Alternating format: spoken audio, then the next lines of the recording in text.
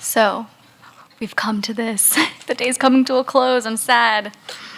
Our final roundtable of the day, Sexist Coverage and Covering Sexists, Gender, Politics, and New Media, will be moderated by Professor Khadijah Costley-White. Khadijah is an assistant professor in the Department of Journalism and Media Studies at the School of Communication and Information at Rutgers University, New Brunswick. Her research focuses on race, gender, and politics in media, and her forthcoming book discusses the media's role in the rise of the Tea Party. Khadijah has served as the MacArthur Foundation as an external advisor in journalism and media. Khadijah?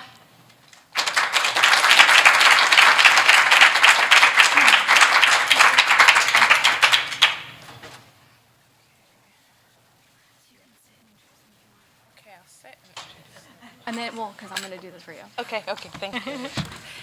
Hi, everyone. I'd like to invite up my panelists. You guys can come up and I'll introduce you. We have Kirsten Westavali, who's a senior writer and associate editor for theroot.com. Her provocative commentary explores the intersections of race, social justice, feminism, politics, and pop culture. She received the 2016 Vernon Jarrett Medal for Journalistic Excellence, which honors exemplary reporting on Black life in America. She was named to Ebony Magazine's 2015 Power 100 list and was awarded a 2015 John Jay College of Criminal Justice Guggenheim Fellowship for her work on criminal justice. And she resides in Natchez, Mississippi. So yeah, people from everywhere, by the way. On this panel. So thank you, Kirsten. Thank you. Leslie Sanchez, sitting here to my left, specializes in U.S. elections as well as the Hispanic Latino marketplace. Hispanic Business Magazine called her one of the nation's 100 most influential Hispanics. She's the author of 2 critically acclaimed books and completed one of the first in-depth studies to examine the unique challenges women face on their road to the White House. She also has served as Deputy Press Secretary at the Republican National Committee and was appointed by President George W. Bush to serve as an Executive Director of the White House Initiative on Hispanic Education. And currently, Leslie is a CBS News political contributor and freelance producer for their 24-hour digital news network, CBSN. And she also serves as a political contributor to CNN. And last but of course not least, we have Bim Adewunmi. Did I say your name right? Close enough. I'm married to a Nigerian, but I don't actually pronounce names that's correctly. Okay. Yeah, that's don't okay. tell him, please. She is a New York-based British journalist and author. She is a senior culture writer at BuzzFeed and writes a weekly column in The Guardian, specializing in pop culture, feminism, and race, and might win furthest traveler for today for panelists. Yeah. So please welcome our panelists. So we're going to have a conversation, probably touching on a lot of the stuff that we touched on today, and maybe as Gloria Steinem, who's sitting 2 feet away from me right now, suggested earlier, maybe we can start digging into what does this mean then? What does it mean in terms of the work that we do and how it shapes that? So my first question, before I started, I really wanted to acknowledge that this university was built on indigenous land, that it belongs to the Lenni Lenape people, that it's stolen land. I want to acknowledge the people who built this university, the enslaved people who were brought here to construct these buildings and to make this place. And so I just want to hold space for that before we jump in. Okay, so. All right, so let's go in. So my first question is, how do journalists hold women politicians accountable in the media without it being sexist? Is there a way to, because I felt like during the election, right, we had a lot of, and I was one of those critics of Hillary Clinton, right, and one of those young millennials who were on that side. And there was a lot of well, you're doing this because it's sexist, the way that people are kind of criticizing Hillary Clinton. And there became a question of, can we kind of critique her? Can we hold her accountable without it being sexist? I'm just jumping right in, yeah. That's right. Well, I'll answer that because I was rather critical of Hillary Clinton during the election. I think there is a way to do that is not founded in her being a woman, not founded in sexism or misogyny. Malcolm X said, if I'm for the truth, no matter who tells it, for justice, no matter who is for or against. So if I have a problem with immigration, and I have a problem with Hillary Clinton in Honduras, and I have a problem with sending children back, saying we have to send a message that that's not going to happen. I have a problem with the vilification of black and brown mothers, with welfare reform. I have a problem with the crime bill. I have a problem with being the candidate for white people in 2008 and switching to being the candidate for black people when Bernie Sanders becomes kind of the standard for what whiteness represents. So we can have those criticisms of her. And I think what got lost is because everyone it was such a binary. It was such a, if you're on this side, you're on this side. It didn't leave room for a lot of nuance in the conversations. So that's where it got tricky. You know, we're not going to talk about what she wears. We're not going to talk about her hair. We're not going to talk about what her husband did. Hillary Clinton is a grown woman with a long track record that we were able to critique and agree with without going into any of that. Yeah, well, and do any of the panelists feel like, yes, that's true, but also Donald Trump, right? Like, I mean, but also, are we holding him to the same standards? Are we asking him the same questions? Are we? There's an interesting aspect. I think your question is interesting because of that. Hillary Clinton, you have to unwrap it because there's so many layers. So generationally, if you were familiar with her husband and if you're familiar with the Clinton presidency, then there was some bias, positive or negative, toward how you felt about that, and that carried over. And there were the Saturday Night Live skits, of Bill Clinton walking around in his bathrobe, wondering what to do, if he was the first man, what would that situation look like? For Republicans, it was a cringeworthy moment, the thought of the Clintons again having that kind of power, and they did bring that inherent bias to this. But I think there was a very fair point. There were very legitimate policy issues that you could go one for one and really compare and contrast all the Republican candidates and certainly Hillary Clinton. But when they introduce, whether it was her husband on the speaking circuit or there were just so many on the right with Donald Trump, we can unpack all of those. But when they introduced that into the political ecosystem, we had a responsibility to address it. Now, the knee-jerk response was, oh, it was sexist, you're just looking at that. No, actually, there is a there in some of those situations, and we had to be strong enough to power through that. You couldn't argue that the whole Billy Bush thing, that there was no there.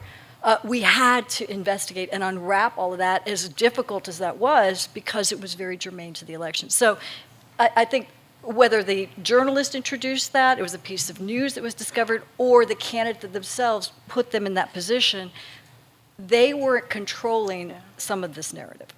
Yeah, and now I have to catch up on some Saturday Night Live, apparently. It was an older one. Yes, Yeah. well, and part of the reason I'm asking this question, I'm going to show a couple of clips, if Rachel... Because I'm thinking about, tough questions. I'm thinking about the coverage in general. And I'm thinking about Hillary Clinton. I'm also thinking about Sarah Palin and some of the ways that she, was asked certain questions and the way that the media sometimes picked that up and the way that they didn't necessarily pick it up with Donald Trump. So here's Sarah Palin getting asked, if you guys remember, this became a very huge, kind of turned into a big thing once Tina Fey kind of picked it up. But her being asked about what she read, and then I'm going to show kind of Donald Trump being asked about what he read. Chamber worldview. I was curious, what newspapers and magazines did you regularly read before you were tapped for this to stay informed and to understand the I world? read most of them, again, with a great appreciation for the press, for the media. What ones specifically, I'm curious, that you... All of them, any of them that have been in front of me over all these years. I have a vast variety of sources where we get our news too. Alaska isn't a foreign country where it's kind of suggested. It seems like, wow, how could you keep in touch with what the rest of Washington, D.C. may be thinking and doing when you live up there in Alaska? Believe me, Alaska is like a microcosm of America. And Donald Trump. And the funny thing is, I saw this through the representation on Saturday Night Live, actually. Once I watched the real clip, I was like, oh, this actually makes sense. Sorry, I just want to see where to stop this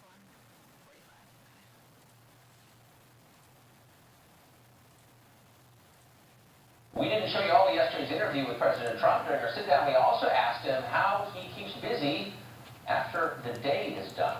Here's what he said. What do you think the end of that? What do you read? What do you watch?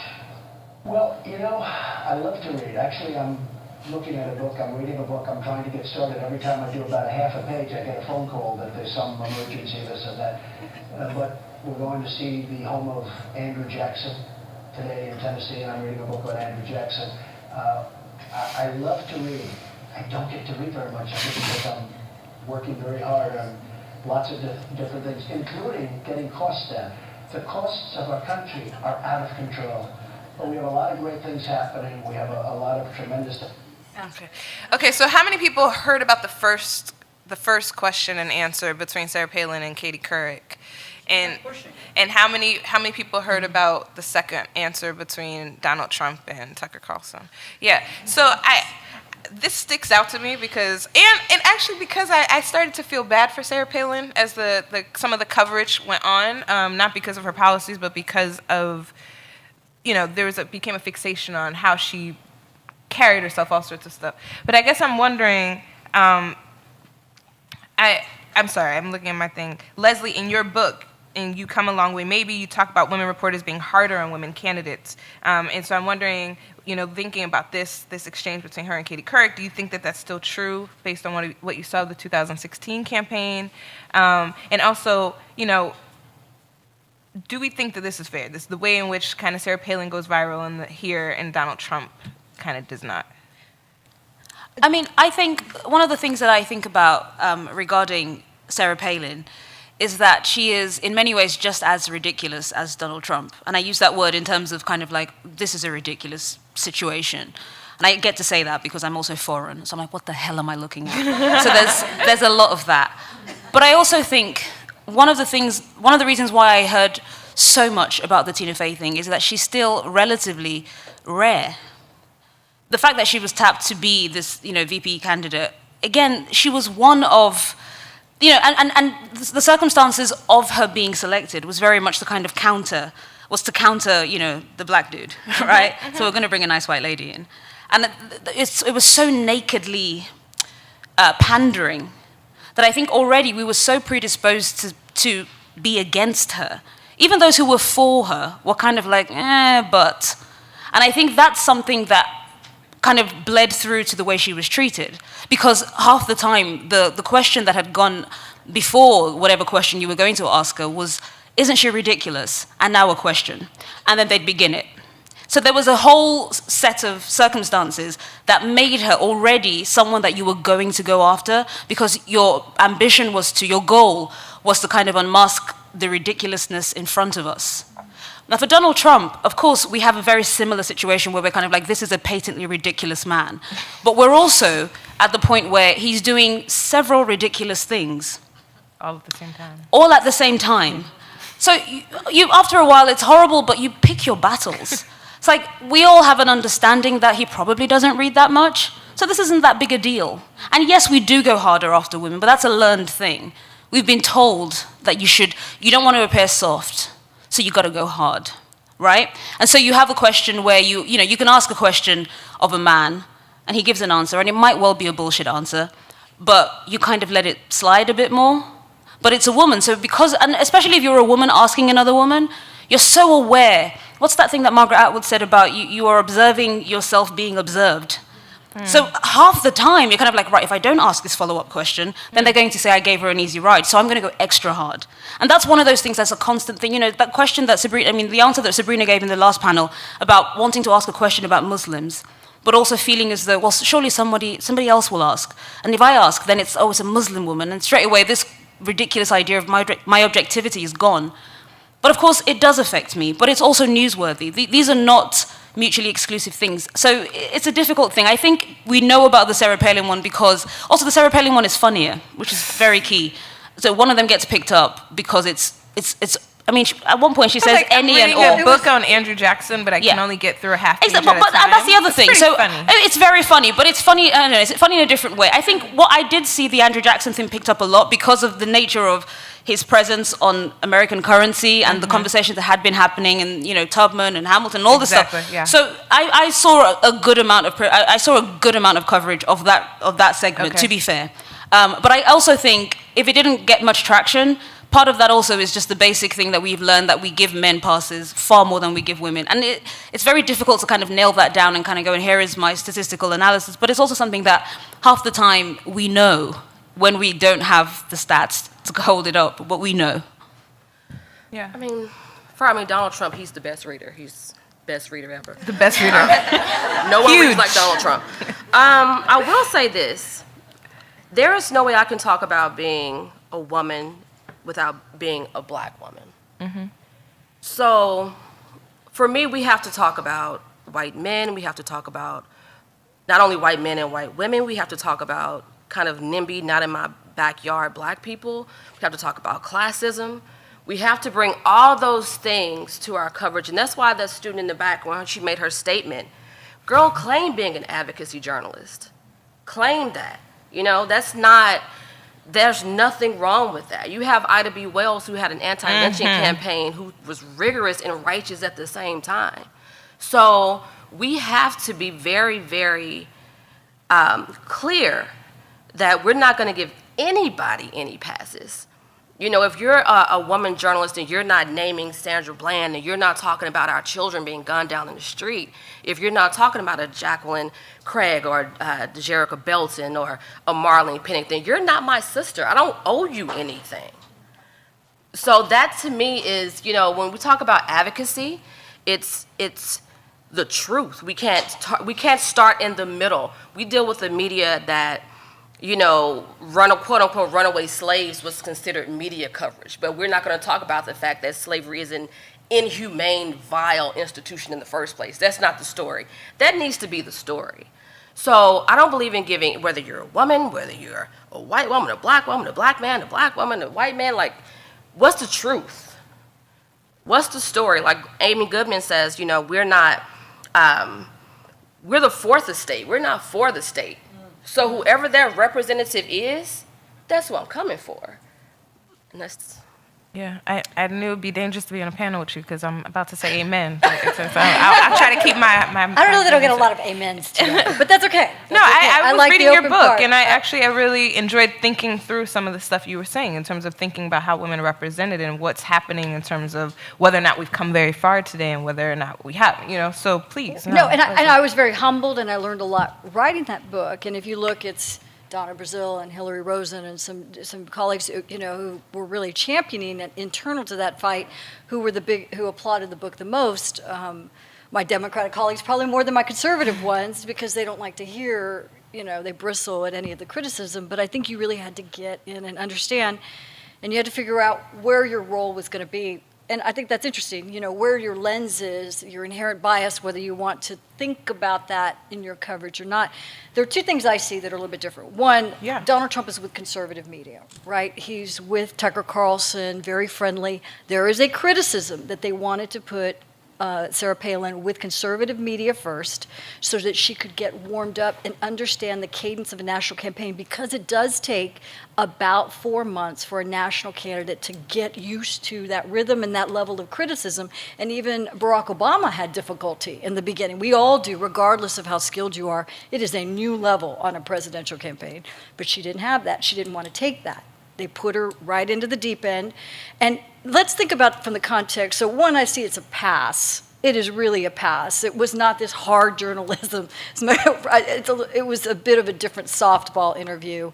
Tucker Carlson was going to let him kind of, you know, not have the follow-up. Katie Couric has a very different role. Katie Couric was one of the first people, media darling of American journalism. Katie Couric was the first person who walked away from that to do hard news on network television, take a very different stand. And she had her own challenges, you could ask her about it, where she felt the newsroom was kind of challenging her and her credentials and capability to do that job. Here's her first interview. She lands it through her tough chops and like shoe leather, and she's not going to be soft. And there's this odd moment when these two women are, you know, here you have the light, affable Palin trying to dance around this, and she is tethering her back to this question. She is not going to let go. So it's apples and oranges in terms of that, but it's also very strategic, and it tells you what they set her up for and what they set him up for. Yeah, no, I really like that. I really like thinking about juxtaposing these two and what kinds of stakes a white male, on Fox News has interviewing Donald Trump versus kind of the stakes that Katie Couric had at that moment when she's trying to talk to Sarah Palin. And I also I interned at the White House for a bit, and when I listen to this answer now, I'm like, yeah, actually this makes sense. No politician actually will admit what they read every day, generally, because they're not going to tell what press that they are consuming on a regular basis. In fact, when I was there, I was very specifically told, do not tell the press what we watch every day. So it's interesting because I'm like, yeah, she's actually doing what a regular politician would say. They say, I read a lot. I read a lot of different news magazines. I like consuming news. But we all kind of read it very differently, I think. And partly because it's coming from this woman and who actually is a lot more qualified than Donald Trump for the position, and so My dog is more qualified. yeah, right. But I mean, she was, a governor, who had to leave, but she was a governor of a state, office. Well, you raise another interesting thing, if I can go there. So, Yeah. so part of what you come a long way maybe about is we called it the ditz, the witch, and the media darling. And it was Palin, Clinton, Michelle Obama. So if we remember, right, as soon as The Star is Born, remember Will Blitzer, when Palin gives her speech, A Star is Born, lipstick on a pig, the whole thing, rising. This was the first time that you had the top of a candidate on the Democratic side doing oppo research on the bottom half of the Republican ticket, because she was surging. The money was extraordinary. All of that momentum was massive until the interview between this and Charlie Gibson. And then it was like, wow. Overtly, nakedly unqualified. And that has been one of my criticisms, too. If you're going to get that opportunity, why didn't you go back, even after the election was over, Hoover Institute or somewhere, and study the scholarship and get cogent on your own ideas and do the work to be a legitimate voice for the mantle and gift you've been given? But she didn't. Well, and I would have agreed with you before November 2016 that practicing and working hard is what gets you in the White House. Not a reality TV show, no offense. But, there's ways to go about... But then we have a reality TV person in the White House now. Exiting your position in leadership and as a governor. I mean, these are all not things you're setting as models for the struggle that women have to get to those positions. Yeah, well, and the interesting thing about Sarah Palin is she goes on to set up other women candidates, right? So she continues to rake in money even when she leaves this race. She continues to kind of have her little mama Grizzlies and kind of usher in this new kind of brand of conservative women. So she's a fascinating person to hold up. I would argue that nothing about her critique stands after Donald Trump has won the White House, but I think it's something to kind of hold. And I love the way that you kind of start your book. I think the way that all the women here kind of think about themselves and think about their positionality. You start your book saying, I'm a Hispanic woman. I come from this understanding of feminism in this particular way, and this is how it helps me read what was happening in the political scene. And I think it's really important to kind of bring that lens. And so to that end, I'm also thinking about how do we hold women reporters accountable in the media? And so I've been... If you, any of you who are my Facebook friends, Brittany's my Facebook friend, if you've seen when Megyn Kelly was announced as a new anchor for NBC that she's leaving, I was livid. In part, it had to do with this particular moment. Yes,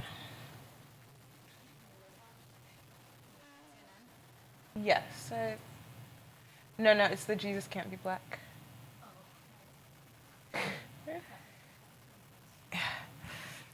Santa Claus should not be a white man anymore. And when I saw this headline, I kind of laughed and I thought, this is so ridiculous. Yet another person claiming it's racist to have a white Santa, And by the way, for all you kids watching at home, Santa just is white, but this person is just arguing that maybe we should also have a black Santa. But, Santa is what he is, and just so you know, we're just debating this because some of you are about kids. Okay, I wanted to get that straight. But Jedediah, when I read the piece, the author seems to have... Okay, and she, just in case the kids missed that, she does come back in later on to assure everyone that Santa is white. and you should not be afraid of that, right? But then I watch her go and like play with Jimmy on the late night shows, and like go to NPR and get interviewed by Terry Gross when she does this book tour. And there's this rise of Megyn Kelly as this kind of, I mean, they're calling her the next Oprah. Have you guys seen this? Yeah, right? They're like, she's gonna be the next Oprah, right? That she's kind of branding herself in this way. Oh this is what's happening, right? So, I mean, and that brings up a whole thing with Oprah that we're not going to go into. But you got one lane. But I want to talk about the way that Megyn Kelly does not get held accountable for bolstering white supremacy in a lot of the ways that she's done coverage over the years. And so, you know, and not just to sink in on her, but I do want to kind of hold her up as an example. How do we hold women reporters kind of accountable for the work that they're doing? Well, in many ways, Megyn Kelly is emblematic of white womanhood in general. And I think that's one of the things that when we talk about who we're allowed to forgive, but I mean, in terms of who benefits from power structures, inevitably at the top you have white men, the way the world has been ordered. And people don't often think about the people alongside white men a lot of the time, and those are often white women. And so we transfer a lot of the power that white men have onto their partners, which is not to say they do not suffer their own oppressions, but they suffer them in very different ways. So Megyn Kelly gets to rebrand as something mainstream when she has come from a place of quite toxic news telling. Mm-hmm. And she gets to rebrand, she gets to come back, she gets to be quote unquote forgiven. She also gets to be called, you know, in these question mark headlines, you know, a new feminist hero? Yeah. Fuck, yeah. Like, am I drunk? Yeah. I felt like I was on pills, and I didn't take any pills that day. So you can imagine, I was very confused. So these, I think, are the things, that for me was the thing that stuck out to me, was when this happened, and there were, you know, there've been other moves in network news and cable news, and there's another, I'm not yet familiar with all your cable news women. There are so many. But hasn't there been a move from one conservative thing from another woman? I forget her name now. Yeah, Gretchen, was it Gretchen Carlson has moved? And Greta Van Susteren. That's the one. Yes. And I saw that again, and I kept thinking, isn't it amazing that you get to rebrand like this? You get to just slide on in. And it's kind of like, it's fine, because you still get to be objective. You still, even when you say something as patently ridiculous as, Santa is just white. Which, if anybody else said that, okay, I'm going to stop. It just strikes me as something that, if you're not paying attention, you should be. A lot of the time we focus on the Bill O'Reillys and the Roger Aileses, and that's fantastic, but something that we also forget in that rush to kind of go for the obvious villain all the time, because that's the thing, the villainy is rife. What it looks like, the image that we plaster on top of it, is almost always a straight white man, and that is not always the case. Sometimes they have help. Mm-hmm. And by sometimes, I mean often. They have help. They don't exist in silos. Yeah. These people are alongside. That's what so Megyn Kelly is in many ways unsurprising in this new, someone who has said that kind of stuff gets to have a second stage, gets to have a second wind, gets to rebrand, gets to kind of take the time away from the screen to, you know, promote her book and to regroup. And she gets to be silent in the face of things like, you know, what happened to Bill O'Reilly. Yeah. For whatever reason. Mm-hmm. And then she gets to come back, freshly baptized. Yeah, well, Kirsten, did you want to dive in? I mean, she's right. She's right. I mean, she's right. A lot of racial violence comes from white women. A lot of, when I heard that question, it read to me as, how do we hold white women accountable? Because Black women and women of color so often have to hold those things in tension when they even enter into a space. You know, you're talking about our communities in general, so I mean, you're absolutely, I mean, she's right. That's what it is. She's able to get that pass in a way. You know, I would say it's just strictly white women, but then Stacey Dash came and messed it up for the home team. You know, yeah. But she's absolutely right. Leslie? I was okay until the Stacey Dash thing. You know, She doesn't upset. I get what you're saying. You know, I think on one side, I look at the positive side of this. I think any woman can rebrand themselves. Lord knows I think I did between the bathroom and here. I'm just saying I was this and that at the table at lunch, and thank God we live in this country we can do that. because we're always navigating to really find our best footing and our understanding. And we wear many hats. And I think you can be enlightened from one to the other.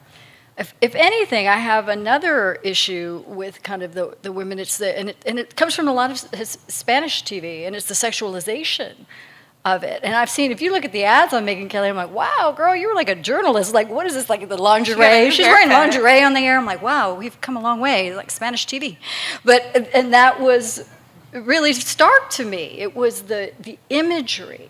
Yeah. Because we are objectifying ourselves. But do we have any concerns about kind of the mainstreaming of white supremacy? So what I tell my students is white male supremacy is not just a person, it's an ideology, right? And so we have to kind of understand that this moves with people who look all sorts of ways. Do we have any concern about the mainstreaming of white supremacist ideology? I mean, if people agree, and not everybody has to, through Megyn Kelly. I would say somebody who says Sandra just is white and can't be black might like white people more than black people. But I would say, do we have any concern about the mainstreaming of that ideology through this kind of move to NBC or move to these other spaces? I really think it's going. I think that the statement is ridiculous, and that it wasn't called out. It's just questionable. But I'm really curious. CBS will be called out.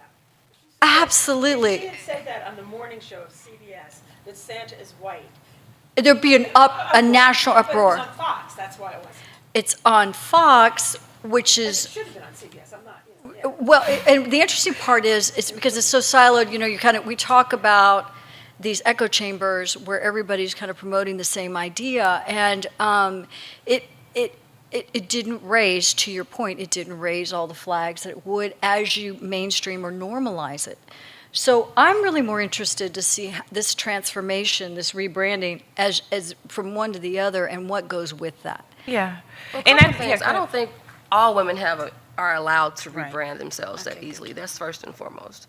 To her point, there was a huge uproar around what Megyn Kelly said. Yeah, there was a. Not from white people so much, but there was a huge uproar. So that goes to whose narratives and whose stories and whose backlash ends up being the prevailing narrative. That was a huge thing.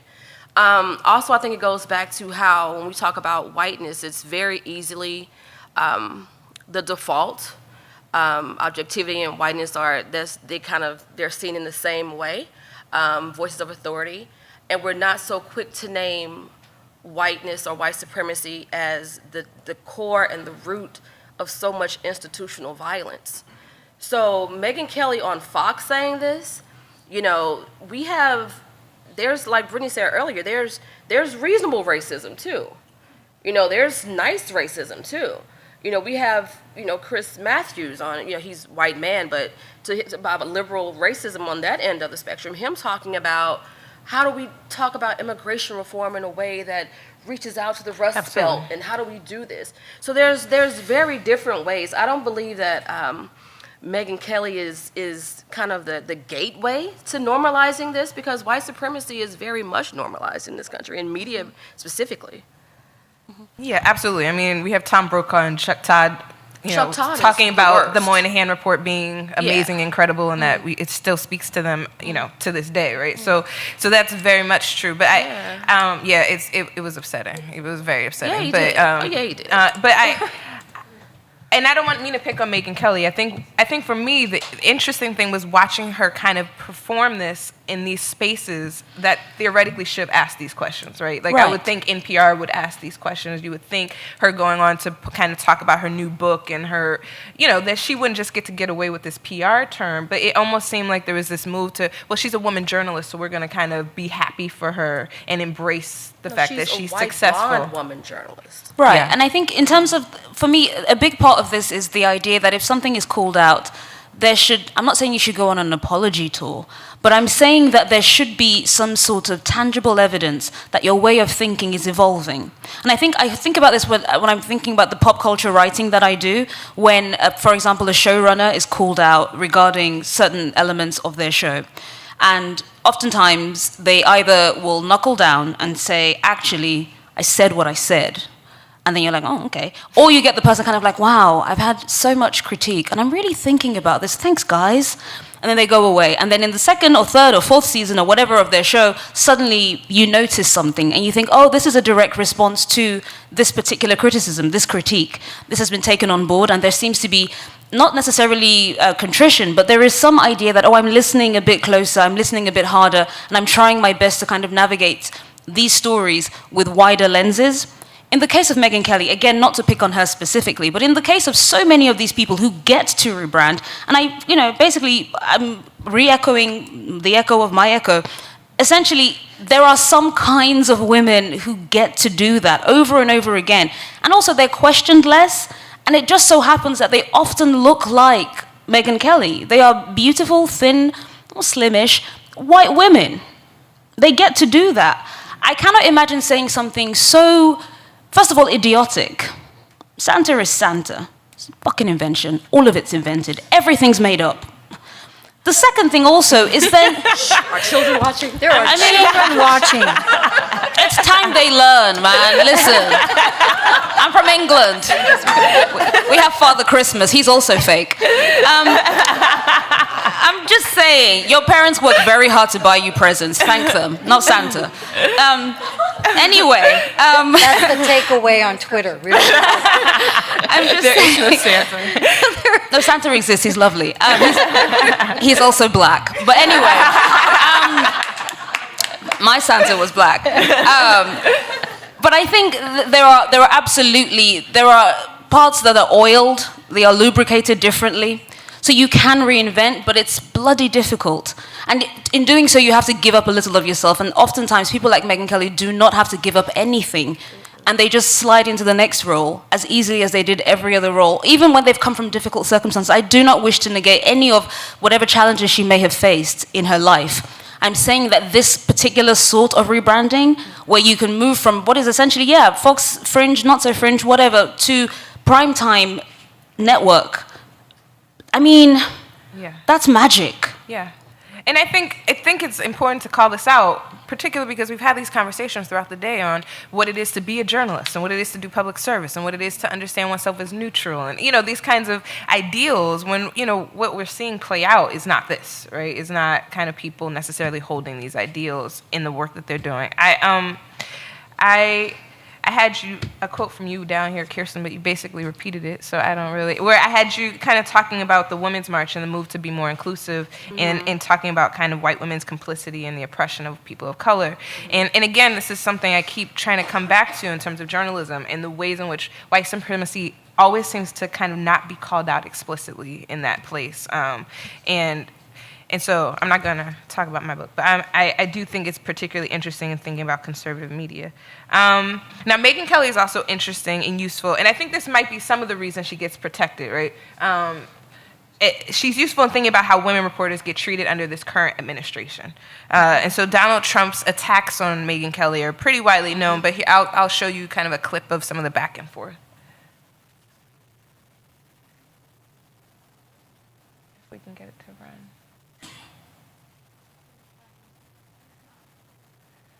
I don't know. Let me redo it. Hold on. Okay, so if we can get it, I can get it. There was kind of a concern that if you saw over the campaign, there was a lot of kind of Donald Trump refusing to go along and be interviewed by Megyn Kelly.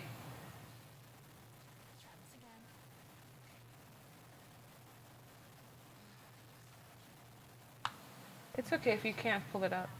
Got it. Just loading. Yeah, it's okay. It's okay. We can actually. There's I'll show some of the tweets. I think his tweets will say enough, right? So I think it was the pop up. Yeah. So after, we'll come back to this, and I'll show you some of the examples of the tweets about her. The question here, I guess we can think about this as this plays, is how do women reporters tackle sexism in the media in the Trump era? And so, thinking about the ways he went after Megyn Kelly, which I think, I think that's part of what kind of bolsters women journalists around her in a lot of ways, and helps protect her, is because of what plays out between her and the president, the now president of the United States. Fat pigs, dogs, slobs, and disgusting animals. Your Twitter account Only Rosie O'Donnell. No, it wasn't. And honestly, Megan, if you don't like it, I'm sorry. I've been very nice to you, although I could probably maybe not be based on the way you have treated me. It's okay with me that there's, some consternation. I'm sure he'll get over that and we'll be fine, and so will America. She gets out and she starts asking me all sorts of ridiculous questions, and you can see there was blood coming out of her eyes, blood coming out of her wherever. I mean, do we want to win? Do we want to insult 53% of all voters? What Donald Trump said is wrong. I didn't even finish because I didn't even finish the thought. I was going to say nose and or ears, because that's a very common statement. Blood pouring out of somebody's nose. It's a statement showing anger. She had great anger. By the way, Dick, let me say this. Only a deviant would say that what I said was what they were referring to. The fact is, she asked me a very inappropriate question. She should really be apologizing to me. You want to know the truth? Mr. Trump did interviews over the weekend that attacked me personally. I've decided not to respond. Trump, who is the front runner, will not apologize. And I certainly will not apologize for doing good journalism. Roger Ailes, who's an amazing guy and an amazing executive, frankly, he called me yesterday. Yeah. You can show some of the tweets. So here are some of the tweets that Donald Trump tweeted about Megyn Kelly. She must have a terrible vacation. She's really off her game. What's the next one? I like the Kelly file much better without Megyn Kelly. Perhaps she can take another vacation.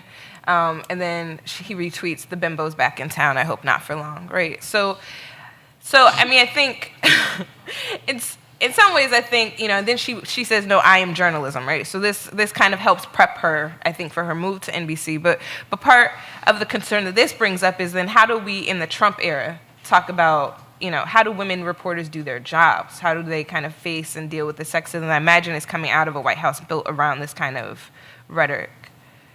If you guys have any thoughts about that. I mean, it's what we've been saying all day is you just do your job.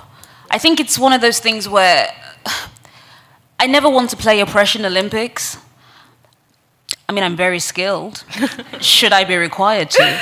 But I also think that a lot of the problems and the questions that are coming up now have been answered in some form or another for years. There's a lot of stuff that is not new. What we're seeing, obviously, with Donald Trump's administration is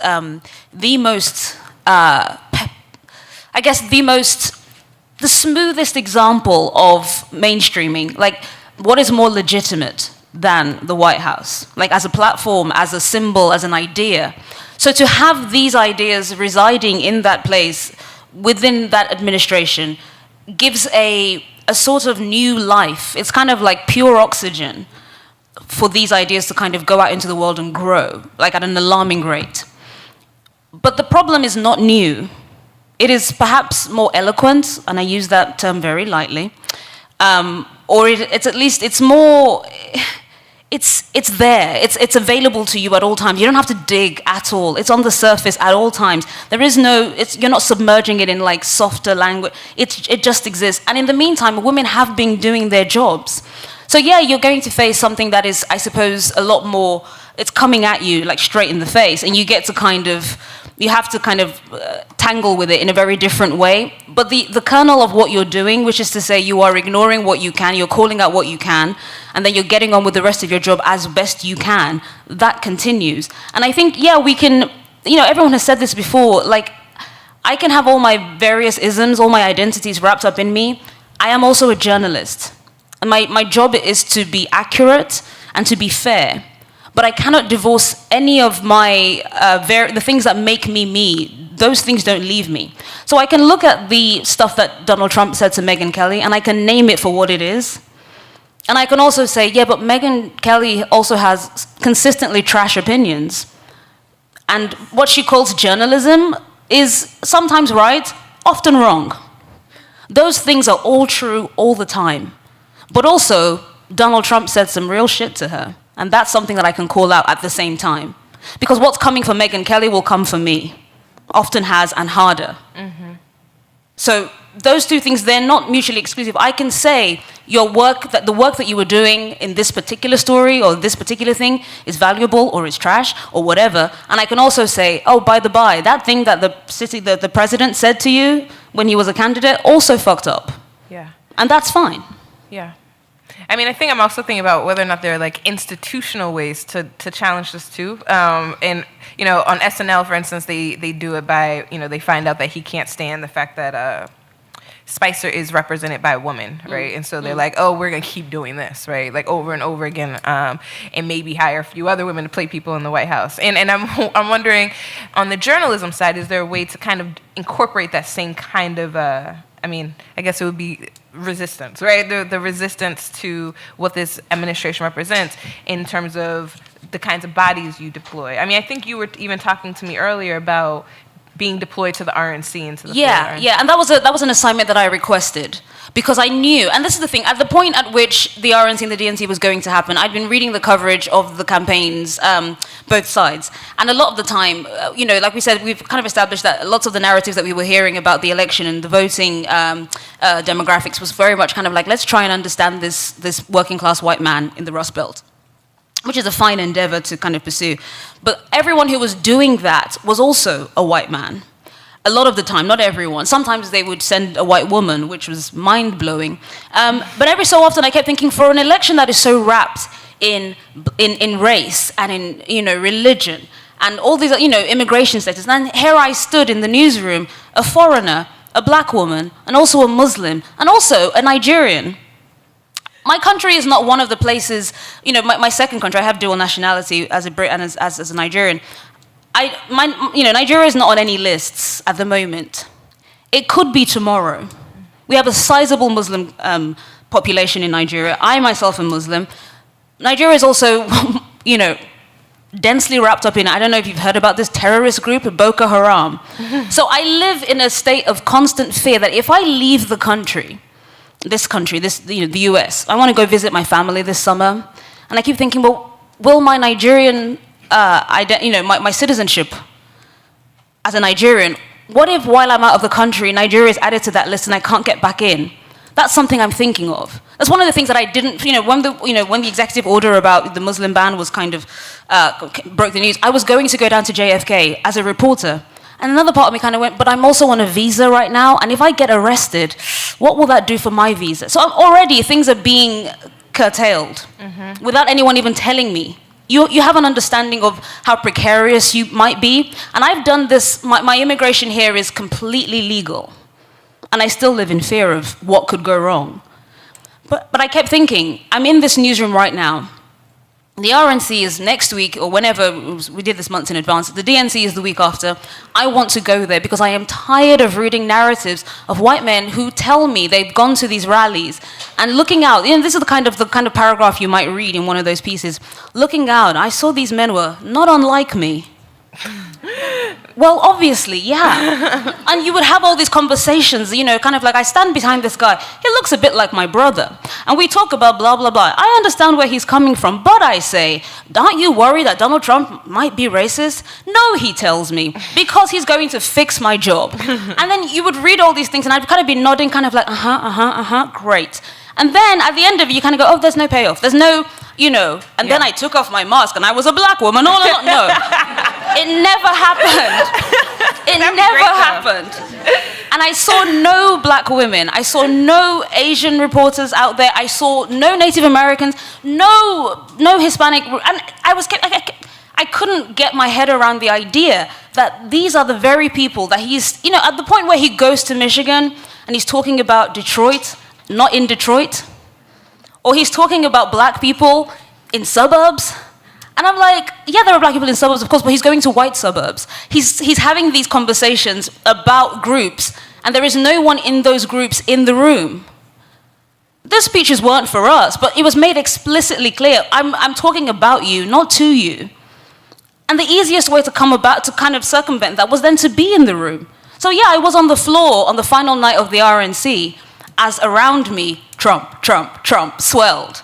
my heart has never beat so fast. Like, I didn't fear that I was going to get, like, beaten up or whatever, but I felt, I mean, I'm British already, so all nationalistic things make me just itch. So I was like, this is too much. Even the USA. And I was like, all right. And that happened at the DNC as well. And that's the other thing as well. It doesn't sound any different when it's from, you know, the DNC or the RNC. It sounds like militaristic might and fear. That's my personal reading of it. The minute I start hearing USA, I just kind of go, nah, fam, I'm British. Nah. And I kind of pull myself out because it's too much. Yeah. But my point is, even in those rooms, I went to both conventions and I could count oftentimes, these are the black journalists. These are us right here. The rest of the room, half the time, the rest of the time was white. Well, and I'm imagining that this has to do with what's going on in newsrooms. And so, you know, I'm wondering, you know, if you or Leslie or you or Kirsten want to jump in, what's happening in the background? Are we deploying people of color to these places? Are we watching these institutions take up for women when they're being attacked as journalists or as reporters? Are we watching the newsroom kind of take up for people of color and make sure that and try to push back at the administration? What do you think is playing out so far? I've been on both sides of that newsroom. I will say that on the positive side, I think there are a tremendous number of women, especially both white women and women of color, who have fought to include diversity, both male and female, in the newsroom, in the production bay, and on air. And you know, you can say because people look and need to increase shareholder value and all those different things, but I like to think that they get that as the country has become diverse, so should the coverage. Even it's just seeing someone who looks like me. And that's changed, and that's been a radical change, I'd say, in 8 years that I've been doing this, and to see the evolution of that. But make no mistake, the people that get to those roles work very hard to get to those roles. I mean, I like to say we're a 20-year overnight success, because I know so many people that blood, sweat, and tears have done it from nothing, from farm working to network news. That's not an easy jump. Right. And speaking through the lens of what I know, and I applaud how hard that is. I look at somebody with such dignity like April Ryan, who stood in that newsroom at that press conference, get calls out. You know, why don't you make it's like, go get the coffee. I was I was aghast. I was just shocked. And just so stoic. And I see the barrage of questions and kind of the back and forth that comes. And I've been on both sides. I have been on the side as the press agent, as the spokesman, never confrontational. That's not my style, but not that confrontational. But I've been on both sides of that equation. And it's just, I really do hold it to the person. I think you can do this job with dignity. You know what you're there to do regardless of ethnicity and gender. Doesn't mean it's not difficult. It doesn't mean that bias is not there, but at the end of the day, you have to file and get that story right. And that's what I applaud. It's those small steps every day that these people are doing. Yeah, Kirsten? You know, I always say that as journalists, it's not as important that we have the right answers as it is that we have the right questions. We have to ask the right questions. We have to be intentional about who we are talking to, who we are bringing into a space, which voices, which narratives we're amplifying, which ones we're disrupting. That has to be intentional. I wrote a piece a couple of years ago about how mainstream media was killing Black America. And it was about the script that is followed from Black children not being seen as children, to the things they would cover in different neighborhoods on the 6 o'clock news, to the titles, to the images, where people would see those things and how that would give people such fear, and how that translated into police departments then feeling emboldened to go and occupy these communities further, which leads to our children being on the ground. Or the school to prison pipeline, because media is like an IV drip of poison. So, when it comes to how do we hold journalists accountable? And how do we just tell the truth? That's really it. We have a job to do. When it comes to politics, white supremacy is a party crasher. It doesn't matter. You may see it from Republicans, you may see it from Democrats, you may see it on the left. Further left, I say you have to be very, very careful that, we're not talking about a leftist all lives matters movement where, there's no race analysis, but there's a class analysis, and then you look up and it's still all white people in leadership. Right. So I want someone of color, specifically black people, specifically black women, to be representative, to be there, but you've also got to have the right politics. And it's also not that just because you're white and you're on my side, then it's okay if you leave me, because you still don't know where I'm coming from. And so when I think about media, I think about journalism, I think about how we make sure we get it right, is that we are intentional about whose voices are there. We are intentional in knowing that this system is not broken, that it is working exactly as it is intended to work. And we are not starting stories in the middle, that we're looking backwards to what has not been told to this point. Mm-hmm. So if we're talking about poverty in an inner city, we cannot tell that story. Yeah, there's poverty.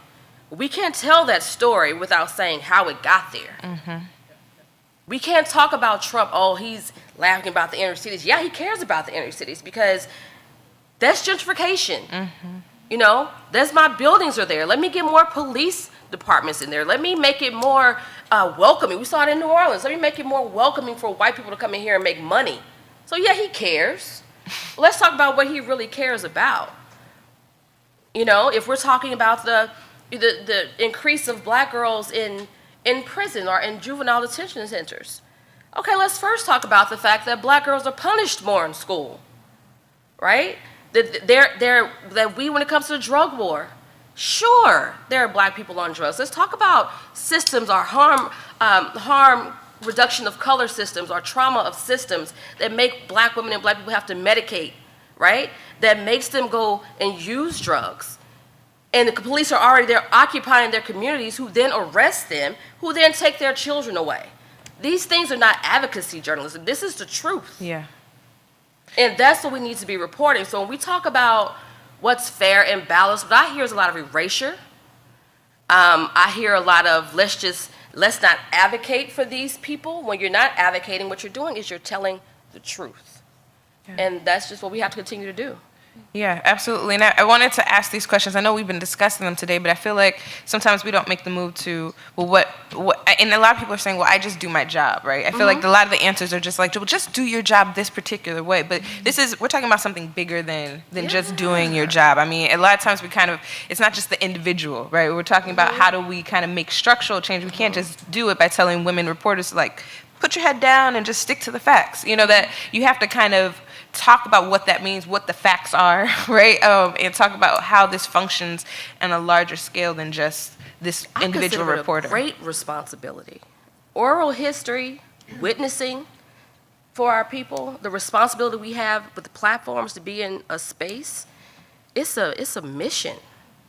Yeah, and this brings up a question, but I think I'm going to end with that question, which is going to be about how do we witness, how do we tell these stories, but also how do we tell them for audiences large and small, and whether or not that's even something we're aiming at. I do, thinking about Donald Trump and these tweets to Megyn Kelly, he's like the tweet president, the Twitter president, right, in a lot of different ways. And I'm thinking about social media. We've talked about it today, about harassment on social media, harassment online, and I guess my question, I mean, you're probably going to say yes, maybe it's a duh question, but is it more obvious, is it more acceptable now under this administration? Do you think that this kind of treatment on social media, so these are examples of reporters. Cosmopolitan interviewed some reporters about the kinds of trolling and abuse that they get on Twitter. And so these are graphic. Hopefully the kids signed off when Santa was black or white, or non-existent. One is to Elizabeth Plank at Vox.com, and a couple are to Sally Khan. And Yeah, these are lovely. And Lindy West actually announced in January that she was leaving Twitter, and this was part of her. Yeah, this was part of her sign off. Twitter, I think, starts at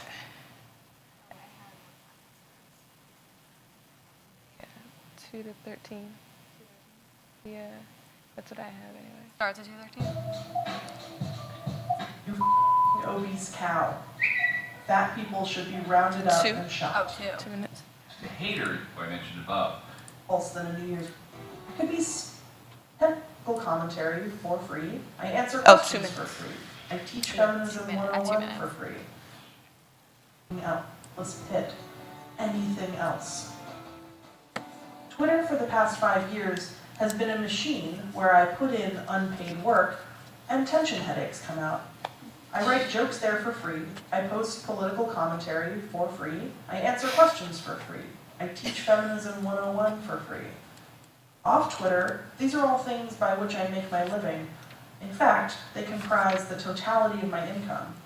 But on Twitter, I do them pro bono, and in return, I am micromanaged in real time by strangers. Neo-Nazis mine my personal life for vulnerabilities to exploit, and men enjoy unfettered direct access to my brain, so they can inform me for the 1000th time that they would gladly rape me if I weren't so fat.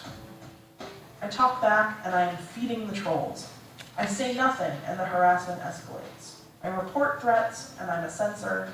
I use mass blocking tools to curb abuse, and I'm abused further for blocking unfairly. I have to conclude, after half a decade of troubleshooting, that it may simply be impossible to make this platform usable for anyone but trolls, robots, and dictators. Surprisingly, none of That's it. Yeah. So, you know, I had a question, but let's even just, what's your first responses to kind of listening to Lindy talk about her experiences on Twitter? Lol, same. I mean, what can you say? Nothing she says is new. I always find it interesting when people kind of, you know, men do those social experiment things, and they kind of go, I lived as a woman online for 3 hours. What I learned shocked me. And I always kind of go, oh, okay, women knew this. It would help if you just believed us the first time. You don't have to do the experiment. If I put my hand up and say, this is the shit that's happening, it's happening. I don't even get that much nonsense. I mean, I tweet about films. It's bad enough because people really get passionate about films. And I tweet about like handsome dudes and like food. So my life is very, very simple on Twitter. So I don't often get like real kind of horrific stuff. It's come occasionally. I've been called the C word a few times, and not in the affectionate British way. Hey, Jonathan. But in like horrible, the horrible gendered slur way, where you kind of go, oh, I think you're referring, oh, okay. So that's very, very different. But I don't live anything near the level of people who write about politics full time. I've seen stuff that I shouldn't have to see. You know, stuff that makes you want to kind of do the Rutger Hauer kind of monologue at the end of Blade Runner. You know, stars off the belt of Orion. Like, oh my God, I've seen some stuff. But it's never happened. It's never happened to that extent for a sustained period for me. But everything she said is completely true. The idea of Twitter as a job, and I said this, I kind of took a break from Twitter a while ago, and it felt to me very much like a job where I was unpaid, and my manager was an absolute basket case who hated me. And I was like, wait, no one is paying me to be here. And I'm on Twitter for the number one reason that I'm a show-off and I'm very funny. So I like to show off about my jokes on the internet. And every so often I'll tweet something and I'll sit back and I'll be like, that's pretty good. Because, like I said, I'm a show-off. But the minute it stops being joyous, the minute where, I mean, I'm happy to do hard work, but Twitter isn't necessarily the best venue for that. Social media in general isn't the best venue for that. These are all these companies are relying on the fact that you're doing this for free. And the only person who gets any kind of value is the person who is the online troll. Because they're getting massive amounts of joy from doing this. Now, I'm not saying women should shut up and go away, because obviously that's part of what they're trying to get you to do. But I'm also saying, man, protect your head. Protect your neck. You don't need to be taking this. I see people engaging like long for hours, and I'm like, fam, go do a face mask. You don't deserve this. You can call something out and then you can move on from it. And that's, again, I've never been doxxed, and I pray to God that never happens, but I'm also saying that there are ways in which you can utilize all that knowledge and all that, intelligence in other ways that are not nearly as soul-crushing as going on Twitter to be called a series of horrible names. Again, I am not saying the women who do fight back should not do that. You have every right to do so, and if that's something that you want to do, go ahead and do it. But I also know that I have a very low threshold for ridiculous stress. There are enough stresses in my life, and I don't even mean like the basic, I'm rushing from here to there. I'm talking about the stuff that damages on a cellular level, which is higher in women of color. I want to live long, okay? My grandmother died too soon. I don't want to go out like that. I want to be here at like 102, toothless. Yeah. And if I'm going to be on Twitter, it's not going to happen. Because that's the way to an early grave in many ways. And I can't live like that. So that's my choice, is I completely understand everything she's saying, and I fully agree with it. And her leaving, when I saw that she left Twitter, I applauded. You don't have to take it. You've never had to take it. Yeah. Does anybody else want to add in? I'm wondering, what is the worst thing that you've been told on social media? If you can repeat it out loud. No. I get very ethnic. And I'm such an advocate for Twitter. It's so funny because I was like, everybody's a tweet, loved it, communicate, built a lot of relationships in the early days from colleagues and other journalists. I mean, it was like a big fan club, like, oh my gosh, love your work, great.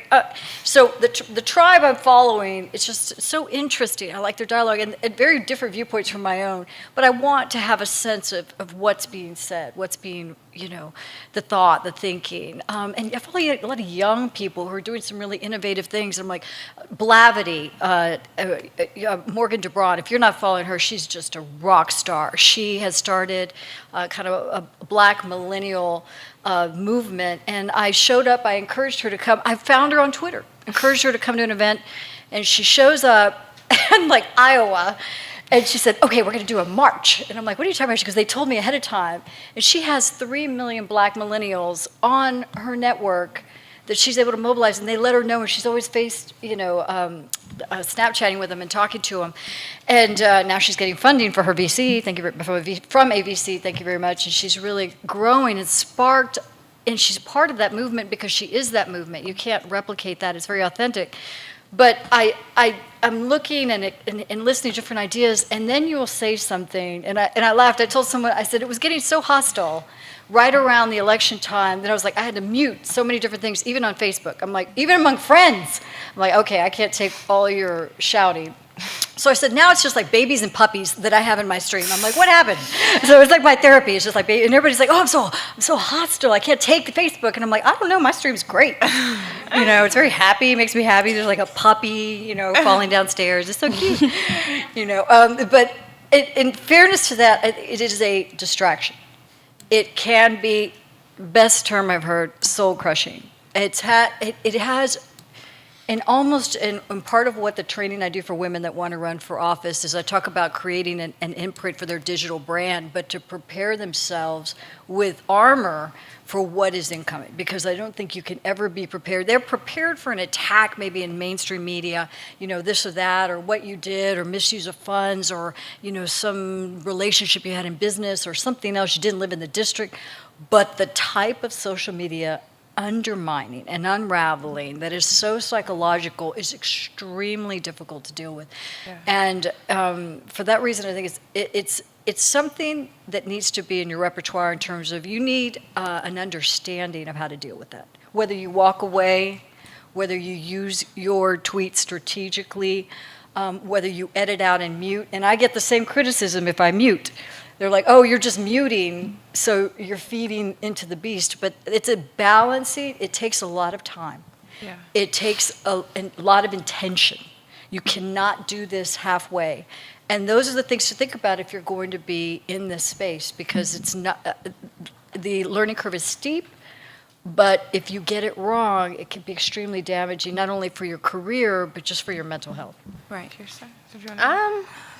I'm curious, like, do you get a lot of... Negro bedwench is probably. Oh yeah, that was fun. Yeah, that's always great. Yeah. Sounds Negro like bedwench. Let's see, what else? adult film. That's probably just anything along those lines. You know, when you're talking about street harassment and rape culture, then, you know, you get that from some black men. As your Negro bedwench, or you're in bed with the white supremacy or the white man or something, whatever the case may be, and then you turn around and you talk about, you know, police brutality, and it's like, you know, my Nubian queen, I love you. So, you know, you just never know. You never know from day to day what you're gonna get. I can say though, you know, same thing goes with race issues. I talk about street harassment, rape culture, feminism, and, you know, I'll have a lot of white women, and they're like, yes. And then I talk about, you know, kind of liberal racism and the things that go on and how black women are erased, and, you know, I'm the angry black woman. So I have kind of, as far as white men, this is going to sound really, really mean, I really do not give a damn really what they have to say. So when I hear it, or, you know, oh, you're racist, and oh, you're dumb, and oh, you're this, and I don't, it doesn't even register to me anymore at this point, because it's so stupid and so asinine. I'm like, you're in your mother's basement in your flip-flops, and you just, you know, you're stealing your neighbor's Wi-Fi, and I just don't have time to do it. I like your imagined general white man troll. I mean, it's just like, you are really, really pathetic at this point. It doesn't bother me, but, you know, that's probably the worst. You know, that's probably the worst thing that I get on Twitter, is kind of the hate from different directions, which I think speaks to being a black woman in the space, because at any given day can come from any given direction. You know, you just have to be. I value Twitter. I value Facebook. I value the relationships. A lot of the stories that we've gotten from, you know, Michael Brown, you know, the Black Lives Matters movement, movement for Black Lives, rather, at this point. All of those things have been amplified on Twitter. For sure. So, you know, I center my people, you know, and so the rest of it just.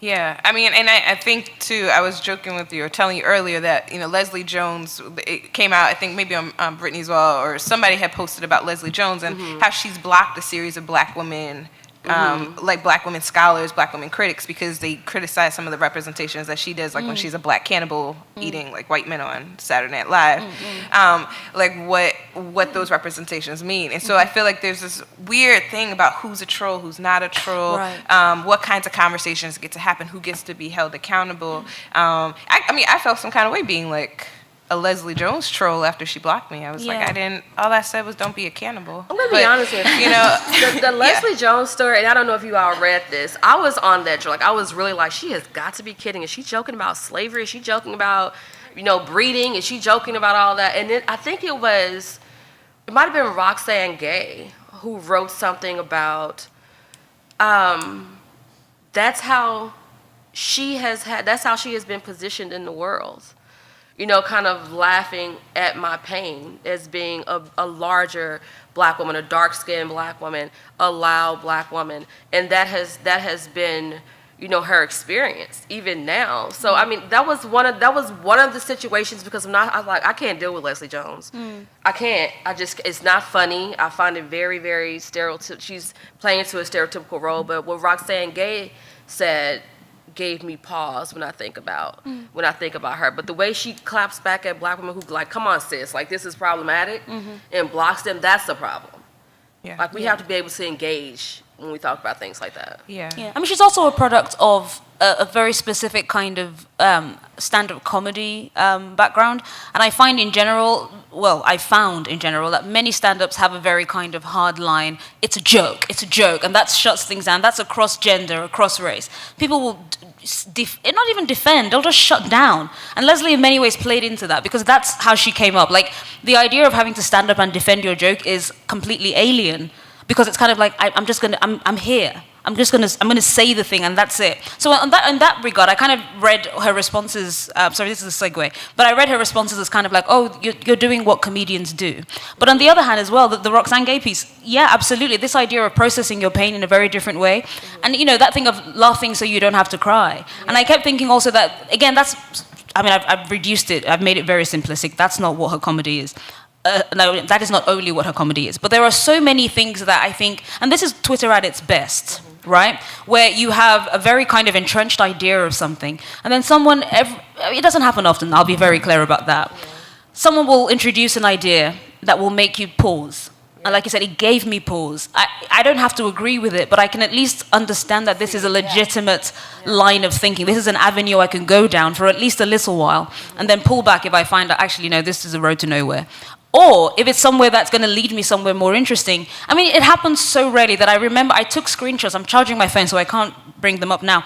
But there was an event, someone was talking about popular culture and black women and representation, and someone, a very nice white lady from somewhere in America, I was living in England at the time.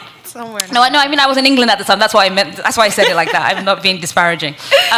And she said to me, she was like, I really enjoy your work and blah, blah, blah. But also I have to say, I think you're wrong here. I think, you're lacking some real context since you don't live here and blah, blah, blah. And I was like, all right, fair enough. And I said to her, I don't agree. I said, actually, I was very long-winded, I think, in 2013. And I think I did that dreaded thing of replying to her over several tweets, which is a bad thing, because no one wants to hear your thoughts, it's Twitter. Anyway, I did all of that. And then maybe a year and a half later, I'd forgotten about this. This was just something that happened. She came back and she was like, hi, I don't know if you remember our conversation. And I didn't. But she said, I just wanted to say that, I was wrong. Thank you for pushing back and blah, blah, blah. And I was so shocked that I screen grabbed it, and it's still on I've changed my phone twice since then, and I've saved those photos like, it does work. This one time it worked. But I thought it was actually quite, again, not to kind of give her cookies, but I was like, that's nice of you. You didn't have to come back and say anything. I'd forgotten about you. And kind of just, like, whatever. But she came back and she was like, and then of course, because she came back, I couldn't even find it within myself to be extra gracious. I was like, yeah, thanks for telling me. Ugh. But what I meant was, screenshot, because this never happens. No one ever comes and says, I read your piece, and I'm so moved, and I've changed my ways. Yeah. And then this time it did. So sometimes Twitter gives you gifts, but the rest of the time it gives you turds. So you have to throw out the turds. Yeah, I'm going to open up for questions. I had one last question. Maybe we can close with it after we go through, which is just, do you feel like you break out of silos? Do you ever feel like you've had a piece or had something that you feel like reached far and wide? Because we talked about, now we're talking about muting and curtailing and creating the certain kind of media circle that lots of people are doing. Do you feel like there's any sort of tricks here, especially in this climate, to kind of reaching past what you kind of have created as an audience? And it might not even be a goal, but I'm just wondering. We can come back to it. We'll come back to that. Yeah. Yeah, we'll come back. Yeah, let's open up. Yeah. Did you have a question? Okay, go ahead. All right. Please don't start up by apologizing. Oh, Yeah. you're right. So I guess you tackled diversity, Leslie, in newsrooms, and I think everyone did. So in this era, like, I've been asking this about the Trump era as a journalist. It's really challenging. What is the progress of inclusivity rather than diversity in your newsrooms? And how do you think me as a journalist graduating in a few years should tackle inclusivity and not just diversity? Because I struggle with that here in the university too. Like, I'm not gonna lie, it's really hard to be a Filipina who's only like in a Latino community where I have to take classes in order for me to learn about my culture under the Latino and Caribbean studies, which they only really talk about the Philippines when they colonized my country. But okay, I digress. So I think your question was how do you kind of make sure that these newsrooms are inclusive? Yeah, and like, Yeah. I'll tell you, the biggest and the most interesting aspect that has had an influence on newsrooms as it comes to long form, which is not just the 3-minute packages you see every night, but kind of long form journalism, which is really needed now more than ever. And I heard somebody talk about Vice and some of these other projects where is the democratization of all these different kind of docu-series platforms that have allowed, you have Vice and you have Amazon, you have Netflix, you have all these different places for young people, different people, to start telling different types of stories. And even just the advent of technology, more so than when I was your age trying to do it, you can create your own. We were talking to some students who are doing documentary and social good documentary. Those become extremely important artifacts in a mosaic in terms of how you're thinking about journalism. I do believe they're important to start right now because it's going to change. And I think now that there's more of a conversation in newsrooms to create space for long form, to tell different types of stories, and they all, in the newsrooms I'm in, they're all related to culture and ethnicity and looking at kind of post-Trump America. Because we're all kind of asking the same types of questions, but before it was in ethnic media that I used to hear that. And I think what's refreshing now is it's more in mainstream media. And I'm like, oh, I've been doing this 20 years. Like, I got this. I got 20,000 stories related to this because we lived it. So when you say inclusive, I think inclusive is the goal within the newsroom. You bring that richness in. But what's changing is there's more platforms, more openness, and more of a desire to see and hear from a different perspective, maybe than before. And that is extremely rich. I mean, that alone is encouraging, because then they want to see more women, more diversity in the hiring and the interns. I mean, you have to start at every level. And that's changed just probably dramatically since the last presidential election.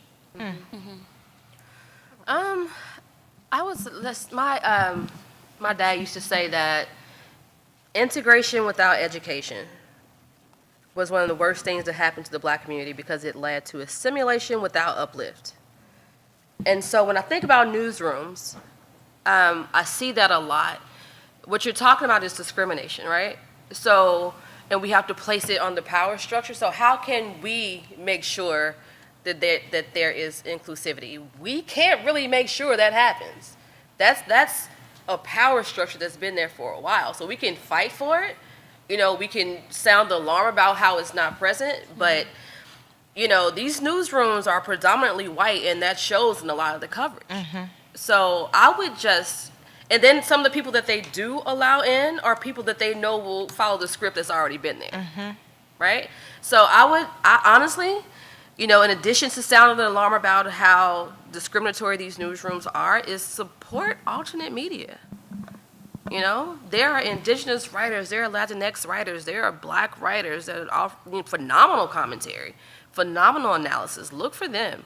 I mean, they are there. Look for them. Build your own platforms.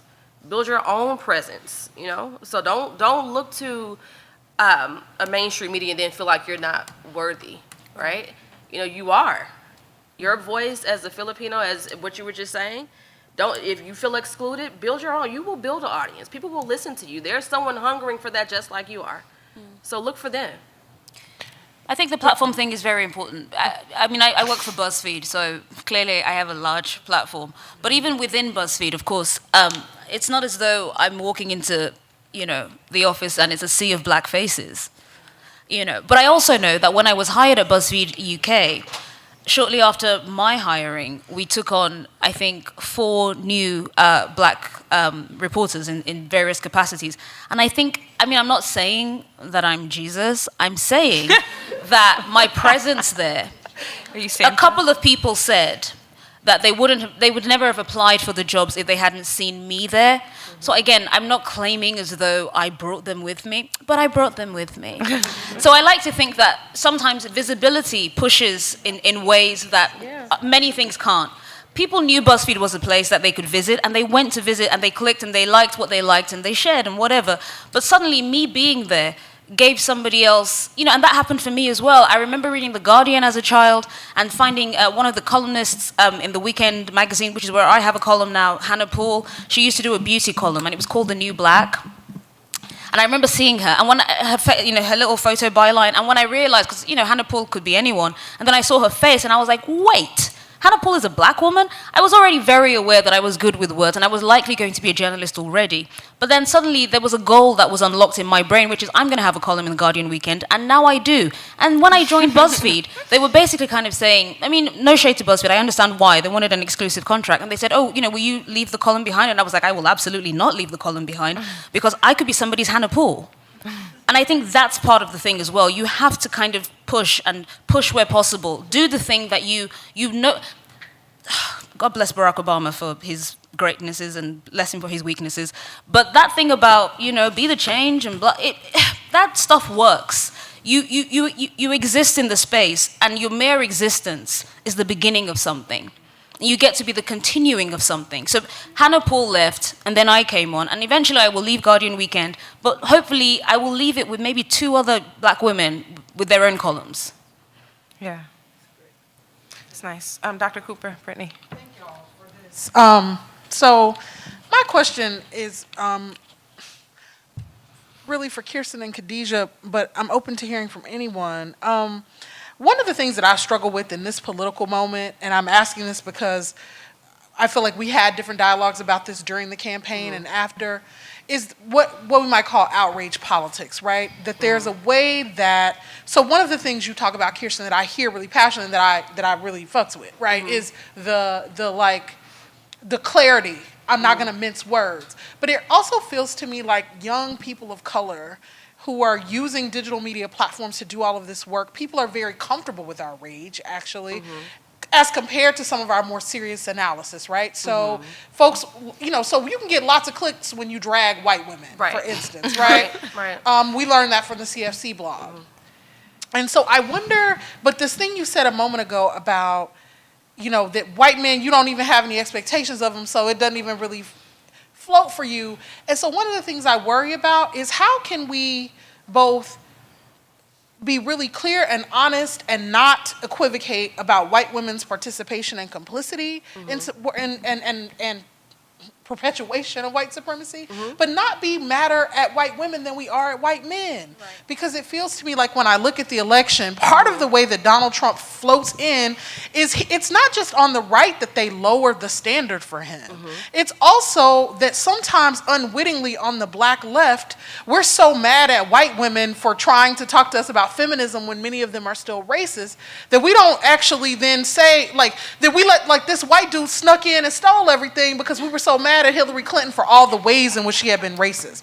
And she deserved every critique, but it was like our feminist analysis couldn't shift and move enough to, you know what I mean? And then we have a Trump, and that's not the fault of the black left, but I wonder about writers and our responsibility around analysis. How do we hold all the rage? Because the thing you lose is because then sometimes when I say that, then people be like, why? Oh, you ride for white girls, and I'm like, do you know me? Have you met me? Right? And so it's like when you ask for a tempered approach, or you get accused of respectability politics. So I never know when we're talking about how do we get the coverage right, there were so many pitfalls. And you have a level of clarity and I feel conflicted because I was like, I have a very conflicted relationship with white women around feminism, but I also was like, but I'm really clear that if I had to pick enemies, I'm gonna pick the white dude every time, which is why I couldn't ride for Bernie Sanders, because when I listened to black, not because I didn't like his platform, but because I was clear, okay, I'm trying to get it in. I was clear that black women gave Bernie Sanders his progressivism around race. He didn't have it before black girls ran up on stage and forced him to, right? And so I was like, why y'all think this white guy is our savior in ways, when has that ever been the thing that's gonna get it for black folks, right? And so I just wondered about that, and about not that we have to agree, but how can our feminist analysis do all that kind of work, right? So, couple things. Yeah, sure. Couple things. One, let me tell y'all something about Brittany Cooper. When I had all this politics, the same thing I have now, and I was wondering, where do I fit in feminism? Brittany Cooper talked to me about black feminism. So y'all need to give it up for this sister right here. You got a rock star right here. I will say this. When I'm talking about Twitter, not worrying about those white men, that's not worrying about in political arena. I'm talking about the white men on Twitter who come in, they got the eggs and you're very clear that they don't have anything else to do. Not giving like a Donald Trump a pass, or a George Bush a pass, or a Kasich, or a Rubio, all these different men a pass.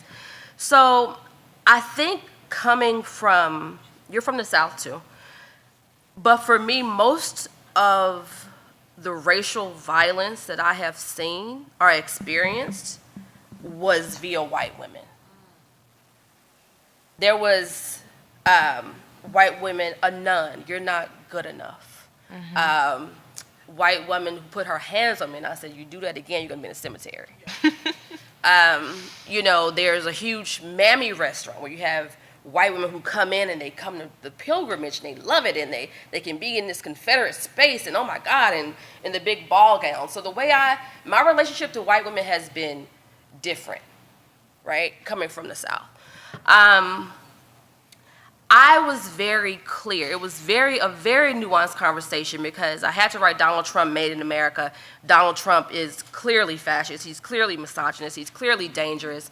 Hillary Clinton is clearly an accomplished person, clearly better suited for the American presidency, but also hold what the American presidency means.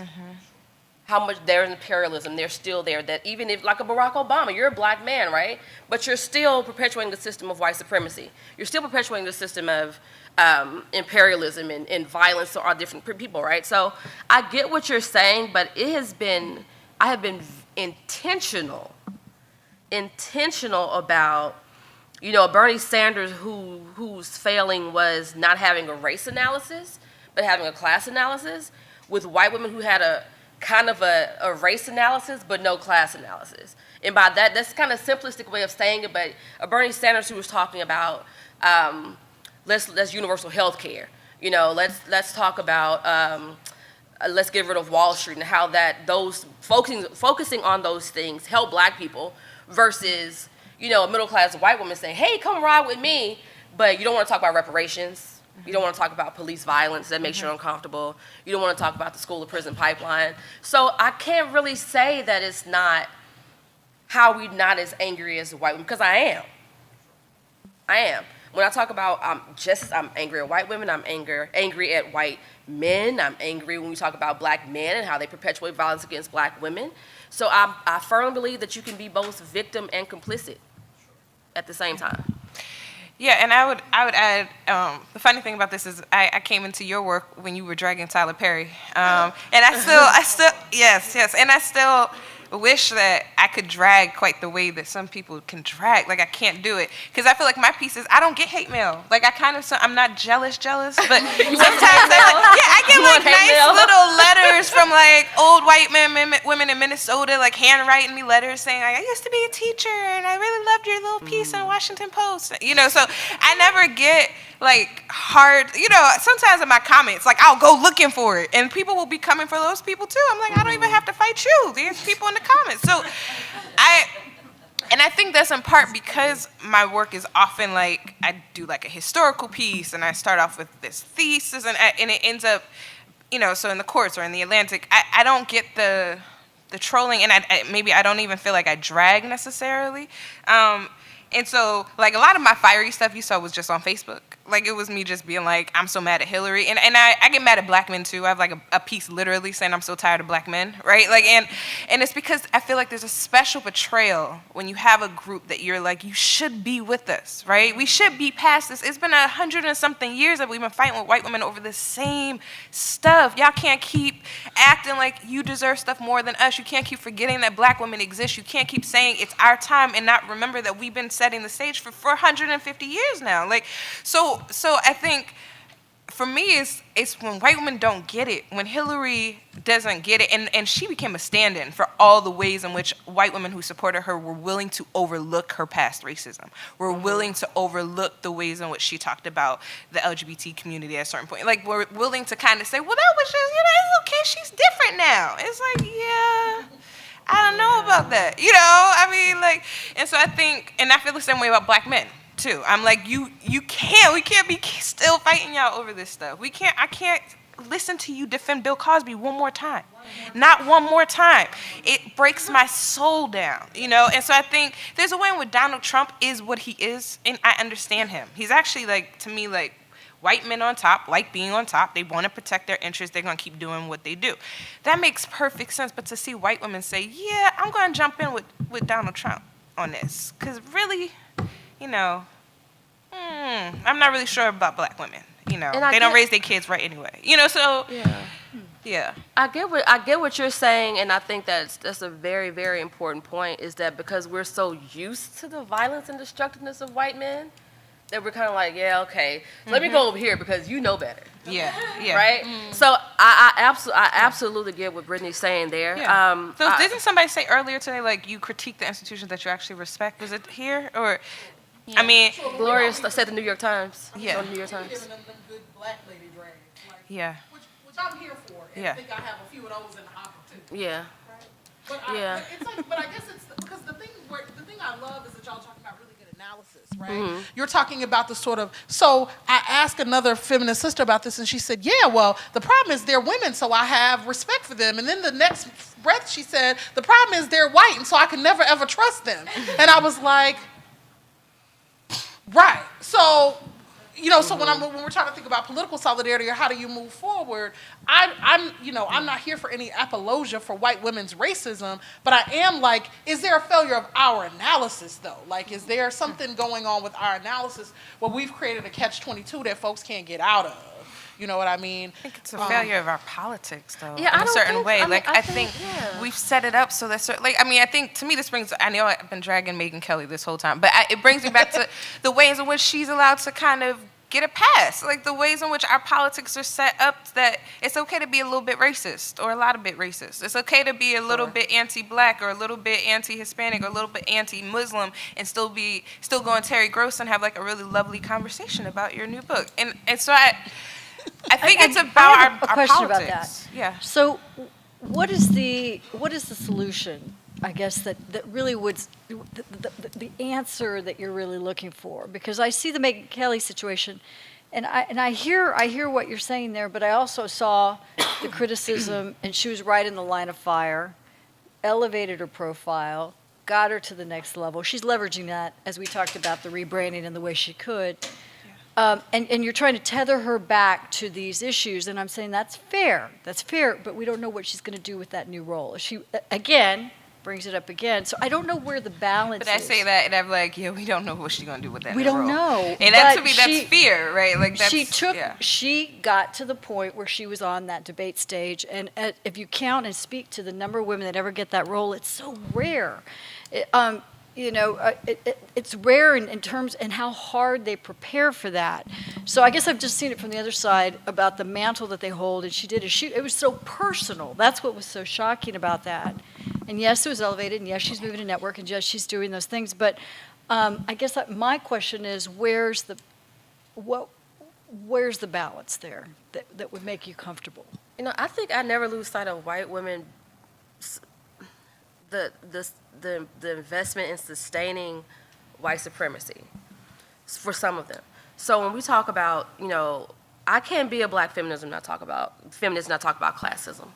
Can't do it without talking about what's going on with our indigenous sisters, particularly right recently in, Standing Rock. Can't do it without talking about liberation for Palestine. Can't do it. I just can't. And so a lot of people thought, this is just, theoreticizing, this is not based in practicality, this is looking for purity. No, it's not looking for purity, but I just know what compromises I can deal with. It's not that, it's protecting that when we make certain compromises that we are endangering people. And so when we have white women who are, I feel like we can talk and we can build and we can be in community, but it's not my job first to make you comfortable. That if I'm angry and I'm angry for a reason, then if I'm angry because of, a police officer who raped 12 black women and 1 black girl, and you don't say anything,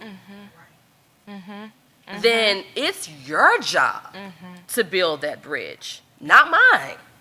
So the solution lies with the people who need to do the most work. And at this point,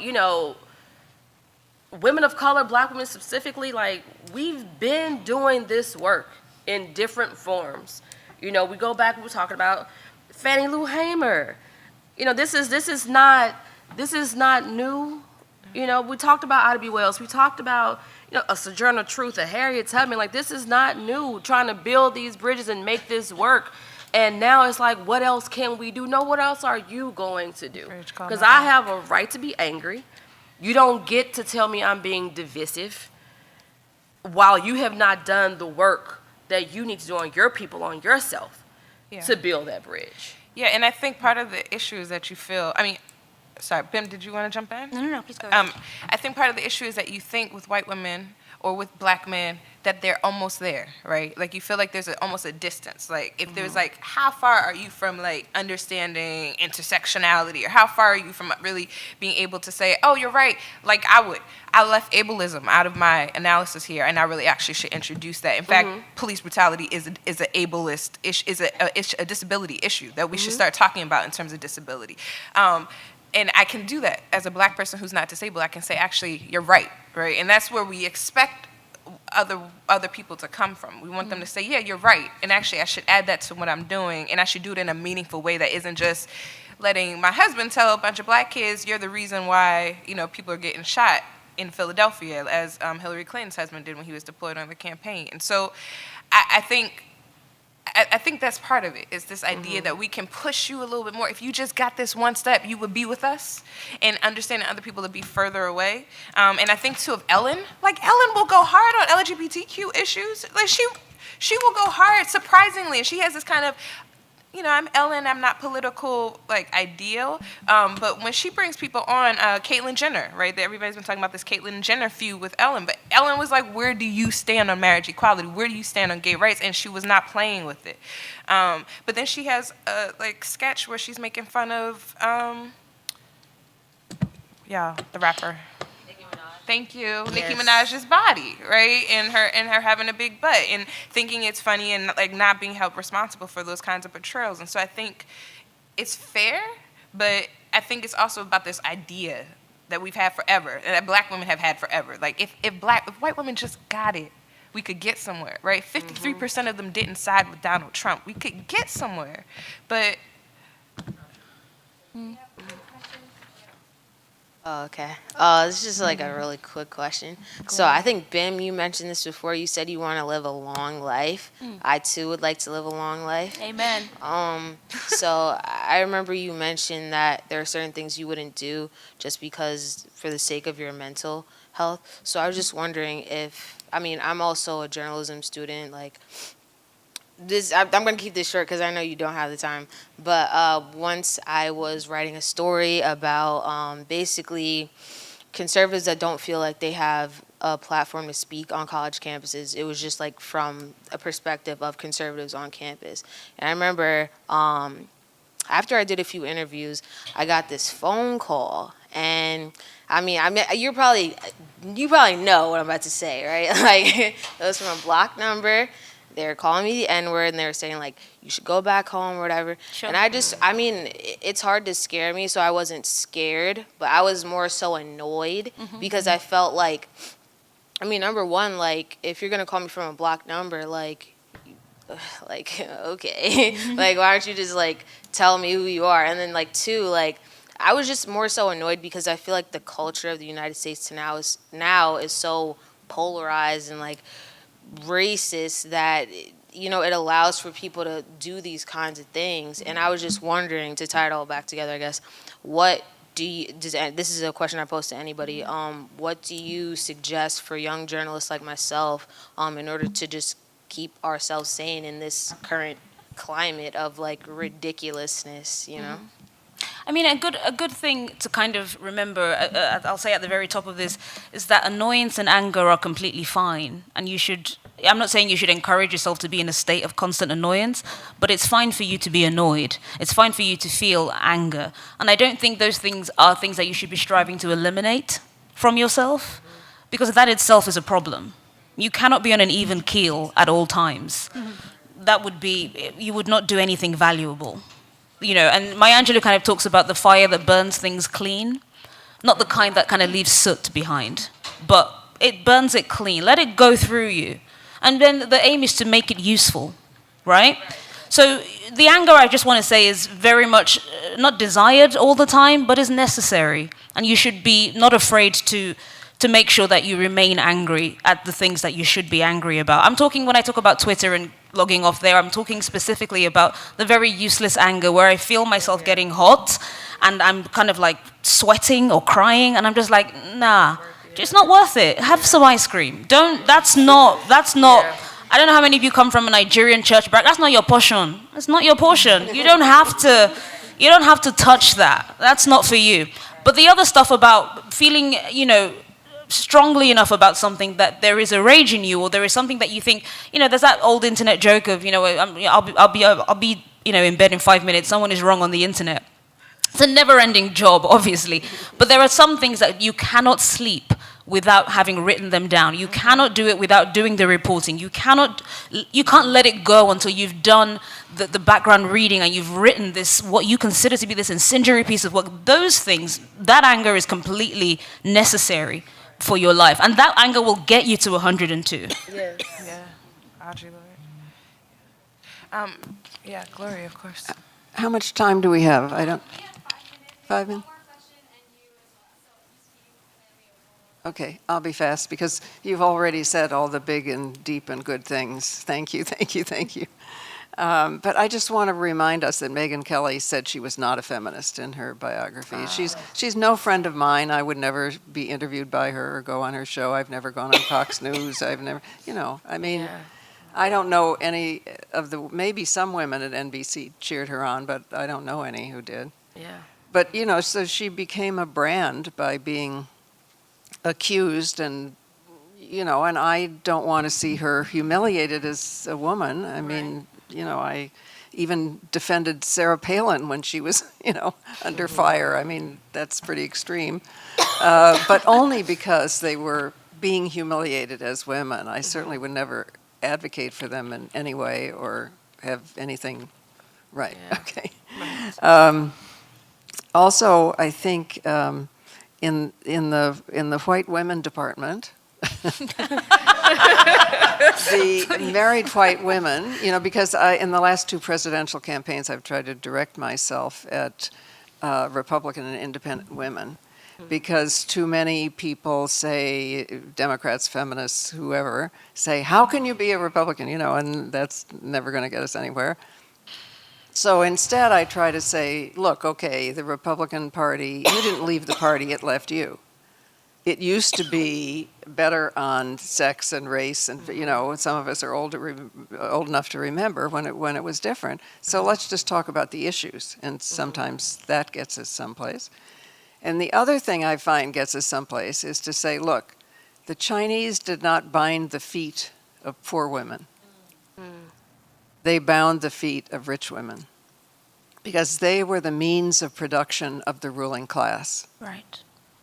These women have their heads bound, and they know it,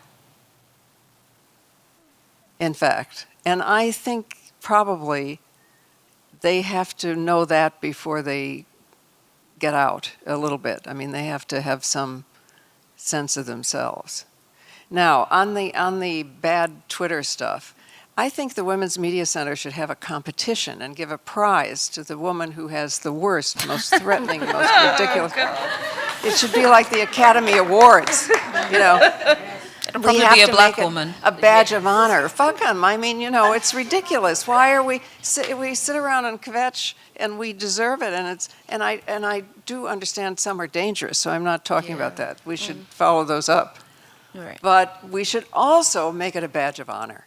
Mm-hmm. We have to somehow change the terms of the game, right? Yeah. And why Donald Trump has never realized that the past tense of Twitter is twat.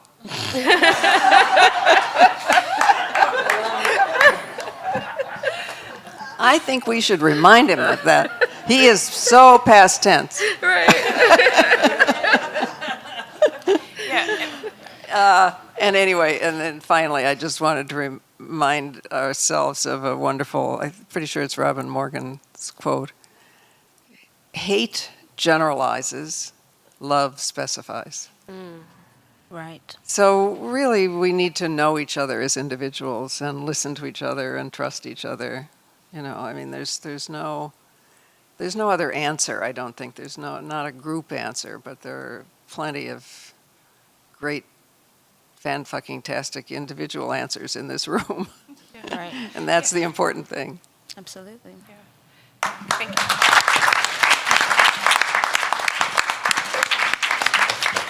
And I think we have one last question. Hi. I was going to ask a question about money. I don't know if that's a great way to end this segment, but going back to your discussion about being on Twitter and how it was all basically this free work, and then also this sort of call for young people, young journalists to sort of find their own platform, and if they can't find one, make their own work. So how do we what are some creative ways to find some funding for that type of stuff? If Brittany's students are going to do season 2 of their podcast, if Patricia is going to make her documentary, what are some creative ways we can find funds to support that work, especially considering that to sort of amplify women's voices or find women's stories, sometimes it takes a little bit more work to extract them from the archive or find the crew. And also considering that the return on investment, right, is not going to necessarily be in dollar signs. And also considering the fact that, especially in America, how much money you spend on something is a signal to other people as to whether they should pay attention to it or not. So considering that, what are some maybe creative ways that are maybe outside the sort of standard ways of operating that young people can find some funding? Let me tell you, I cannot tell you how to find institutional funding, but I will tell you this. When I started writing, first it was free. Then it was like $20 a thing. Then it was maybe $300 a week where I was doing the work of a full-time editor at a big publication. I remember being high-risk pregnancy, being in the hospital with no support as far as, institutional support. I had my family being sick, not being able to take off because I didn't have days off. But I cared about what I was doing. And I had to find other ways to make money, too. I was still in the mental health field. I was working at a church in Los Angeles in a mental health center. So you got to hustle. If you want to do what, if you care about what you're doing, and you love what you're doing, you believe in what you're doing, you might have to get something else and work it. It's not, you don't get in this for the money.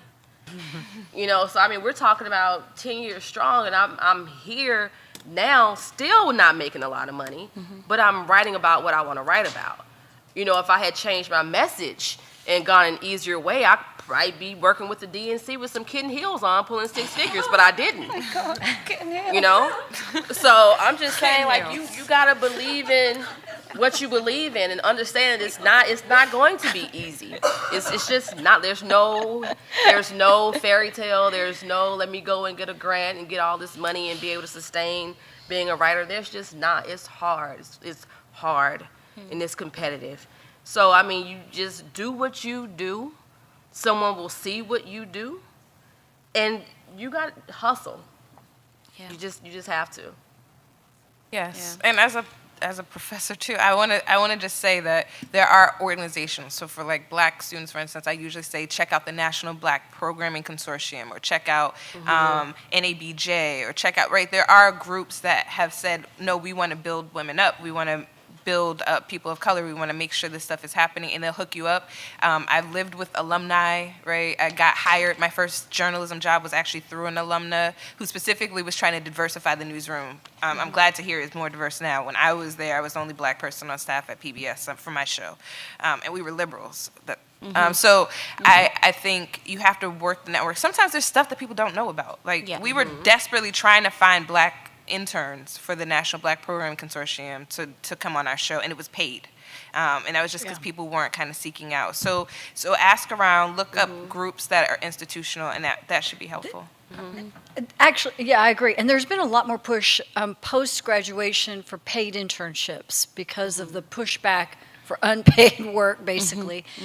And they're tremendous, not because of the dollars, but because of the access to the network. Because you never get a job based on who you know, but who knows you. Yeah. And so you can have your individual platforms like Medium, which is extraordinary.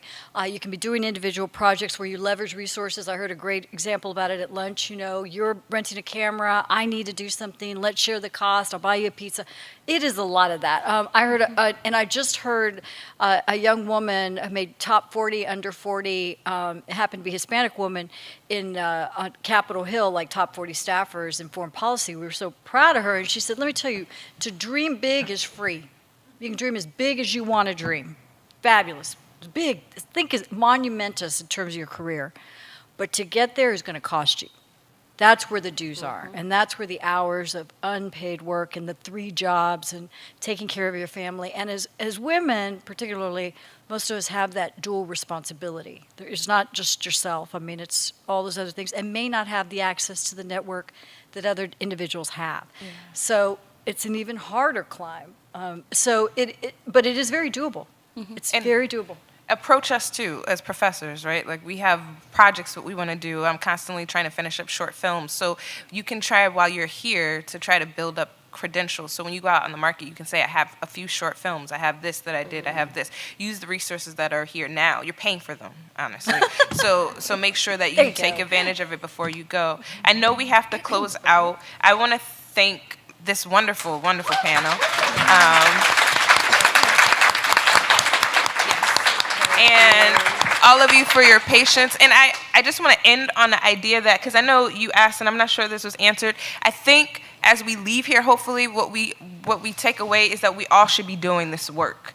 So when you say what can be done, when we're calling out white women, calling out white men, we should have a white man go on Chuck Todd's show and be like, no, Black Lives Matter, and just surprise the hell out of the panel, right? Because they're like, no, we didn't book a black person today, we booked you. Like, why are you talking about black people? And so I think that's kind of hopefully the solution. This is how we practice the work that we're doing. And thank you guys for this day. Thank you. Thank you.